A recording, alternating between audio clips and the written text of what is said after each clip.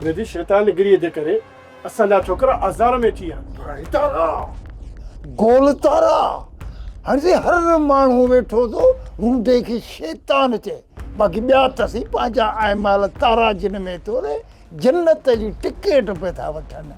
वो तो अल्लाह ही ॼाणे त असां दोज़ख में हूंदासीं या जन्नत में, पर तूं दोज़ख जे हेठें तां में धिकियो वेंदे।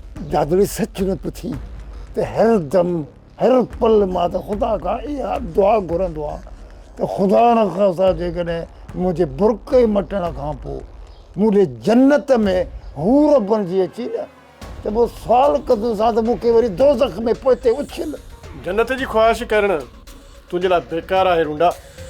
कम आहे तुंहिंजा शैताननि वारा ऐं ख्वाहिश वरी बुज़ुर्गनि वारी। वाह यार इहा जन्नत तव्हांखे मुबारक हुजे, बाक़ी मूंखे मुंहिंजे हाल ते छॾे ॾियो। दोज़ख में वञी या जन्नत में असांजो को कमु कोन अथई। वञी छोकिरनि खे छॾाए अच। भेण वेठो आहे न फने खान चईसि न त पुट खे आज़ादु कराइजे। अदी सॼी ज़िंदगी पाण लाइ जीअंदो रहंदो, हिनखे औलाद जी का बि फ़िक्र कोन्हे ऐं इहो बि नथो सोचे त दिलशेर मुसीबत में आहे। खणी मां निकिरी वञी उते पहुचा। अड़े वापारी हाणे वापार में जो टुटे उन में मुंहिंजो ॾो आहे। हाणे जॾहिं कर्ज़ी पोयां लॻा था वञनि बाहि ॿारी अथनि तुंहिंजे पुठियां ऐं तो वरी मुंहिंजे पुठियां बाहि ॿारी आहे। अकबर खां वरी तुंहिंजो बि त छोरो आहे न जेके पोइ तूं वञु न ॿिन्ही खे छॾाए अचु न।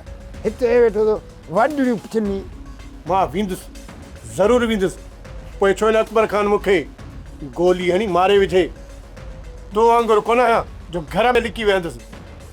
जल्दी अहिड़ी असांजी जान छुटे। सब्सक्राइब कयो असांजो official YouTube channel Singh TV HD drama ऐं वधीक अपडेट लाइ बेल आइकन खे क्लिक करियो।